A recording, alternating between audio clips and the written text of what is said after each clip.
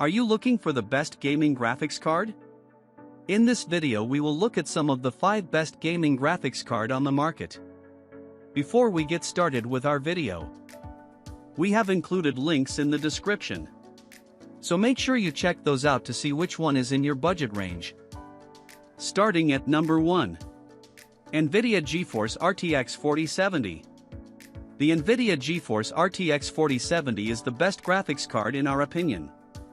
It's not the fastest, nor does it offer the best savings, but it strikes a great balance between performance and price, allowing you to spend more elsewhere, or save. How does this thing compare against our other competing recommendations?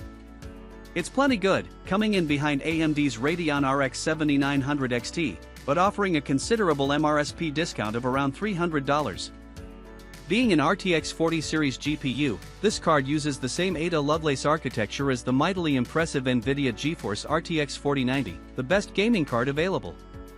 While not as potent, the RTX 4070 does come with 12GB of GDDR6X VRAM for storing all your game data. This makes it a fine weapon for 4K gaming, when DLSS is enabled, and the rest of the specifications support this. 5,888 shader units are more than enough to tackle some high-fidelity gaming, and so too is the 2.48 GHz boost clock speed rating. Then there's the exceptional ray tracing support with all RTX 40 GPUs from NVIDIA, this one included. Couple that with DLSS, which works like dark magic, and you've got one impressive graphics card that's more in line with what most people are willing to spend on a GPU. Number 2. AMD Radeon RX 7900 XTX. The AMD Radeon RX 7900 XTX is the current flagship AMD graphics card. It's our pick for the best graphics card from AMD right now due to the performance gains the company was able to implement with RDNA 3. This architecture is incredibly efficient, built on a 5nm and 6nm manufacturing process for the GPU cores and memory modules, respectively. The base clock speed for the AMD Radeon RX 7900 XTX is 2.3 GHz, and it can boost all the way up to 2.5 GHz. To make the most out of the GPU, AMD recommends using it with a Ryzen CPU to unlock additional benefits relating to memory. Speaking of which, you've got a whopping 24GB of GDDR6 to play with, all on a 384-bit bus. The RX 7900 XTX is capable of offering 3,500 GB per second of memory bandwidth. For cores, we're looking at 6,144, which does fall short compared to what NVIDIA offers with its RTX 40 series GPUs, but it's able to make up ground elsewhere with faster clock speeds and higher memory bandwidth. You've got all the usual high-end GPU features here, including ray tracing support and AMD's excellent Radeon Super Resolution, the latter of which is essentially NVIDIA DLSS for AMD GPUs. You will be sacrificing around 3 PCI slots inside your PC case, and AMD states it has a length of 287mm, so make sure your chassis can take such a card. You will require a beefy power supply, as AMD recommends at least an 800W PSU, and the Radeon RX 7900 XTX is capable of pulling 355W of power. Number 3. Intel Arc 770 Limited Edition. Intel is now in the game of making graphics cards. The best GPU from Intel right now is the Arc 770 Limited Edition, which isn't actually limited in availability but is what Intel refers to as Founders Edition cards. Intel didn't launch its new GPUs to take on the best graphics cards from NVIDIA and AMD, and we saw this in our testing of the Intel Arc 770.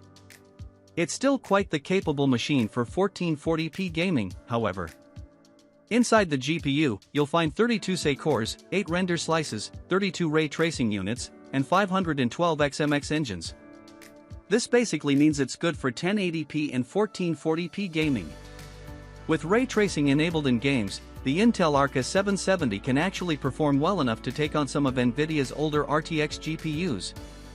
For creative work, the A770 is well equipped. It has support for HDMI 2.1 and DisplayPort 2.0 external displays, and was one of the first desktop graphics cards to have a hardware AV1 encoder. Uses of AV1 are still limited for the time being, but the new codec will be widely adopted in the future, and Intel is providing an affordable way to get in on that. Even though it's a reference design, the A770 Limited Edition runs quietly, even with a fairly high power draw of 225W. Out of the box it'll be set to 190W, and increasing the power limit alongside some simple performance tweaks can unlock a little extra performance. There are some drawbacks, such as no hardware support for DirectX 9, and performance in DirectX 11 games can be inconsistent. Number 4. AMD Radeon RX 7800 XT.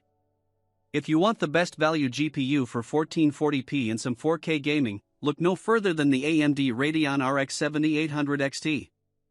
This is one of the best value GPUs from AMD for 2K gaming.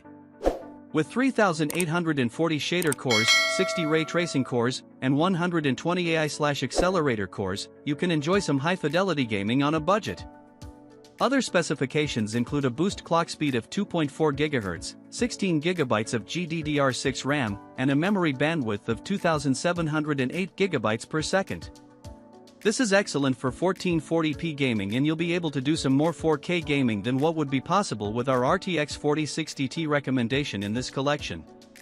With other technologies like AMD FSR, graphics cards like the RX 7800 XT can punch above their weight. The current pricing of graphics cards may see you pay slightly more than typical for an RX 7800 XT, but if you manage to find one for MSRP or below, we'd recommend taking the plunge. Number 5. NVIDIA GeForce GTX 1660 Super. You may not be searching for the absolute best graphics card you can buy, which is where something like the NVIDIA GeForce GTX 1660 Super comes into play. It's nowhere near the fastest GPU on the market, but it's also one of the more affordable cards and won't suck as much power from the PSU. It's built on the older Turing platform, using a 12nm manufacturing process, but even though it's a little older than other GPUs in our collection here, it's worth considering for 1080p and some 1440p gaming. What you do get here is an incredible value. Forget paying $2,000 for a graphics card.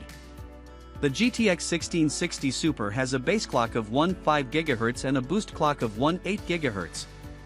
There's 6 GB GDDR6 VRAM with a bandwidth of 336 GB per second.